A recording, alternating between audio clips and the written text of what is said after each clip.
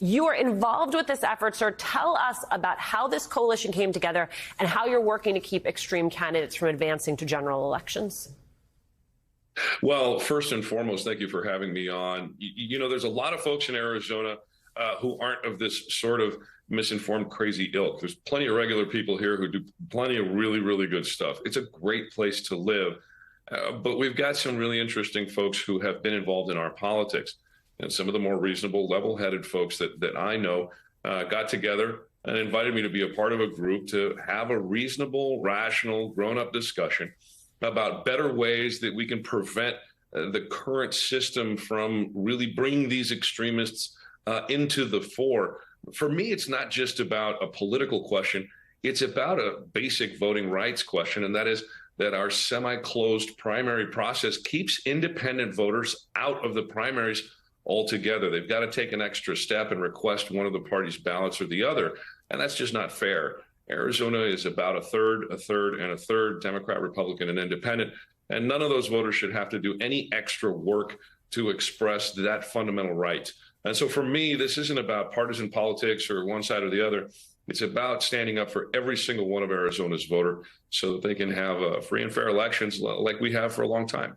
Really interesting is a very generous qualifier, Secretary. Making primaries open to all voters, one idea. Another, ranked choice voting, where voters would pick their top two choices regardless of party. I wonder, as you were having this conversation with voters in Arizona, what you're hearing from them about what they want the state's future primaries to look like.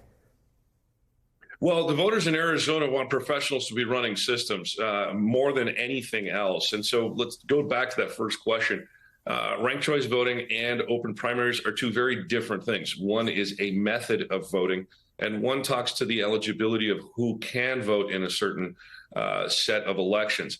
And it takes experienced election administrators like myself, folks who've actually done the job, to be able to easily explain those differences and drive the conversation into common sense, into what it is that may be a political question and what it is that may be sort of a process or mechanical question.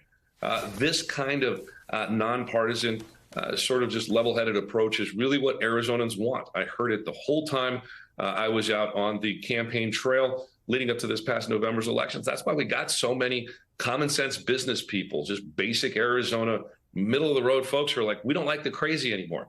We want grownups to be running these programs, our elections and various other parts of our government. And I presented that to them, and that's why I'm the Secretary of State now, and hopefully we'll be able to have a regular conversation and just move the agenda forward for those voters. Regular conversation. How quaint. Secretary, we talked to you a lot when you were a candidate for this position. And part of the reason I wanted to make sure that we had you on is I think that there are a lot of people who see this threat to democracy, the rise of extremism, as something that is in the rear view, where I think it is still very much ahead of us, in front of us, happening in real time. And it struck me that as I was introducing you, the next time we're having this conversation, it is going to be about a presidential election. The stakes have been high. They were high this past election. They are only going to get higher. I wonder what you see as the biggest challenges and the biggest threats, but also the biggest opportunity, as you said, to bring more people into the fold in advance of that critical election. Well, the biggest challenge is going to be to get the emerging American fascists sidelined out of the conversation. Those folks who don't believe in reality, they don't believe in the truth. They just want power for themselves and their own people under any circumstances. So really moving them to the side and getting regular folks on either side of the political divide. We all have different ideas, and that's okay. But the specific folks that really need to get out of the way are the fascists. They don't believe that everybody should have a right to vote or should have that franchise. And we're done with them. But you're right. We're not completely out of the woods yet.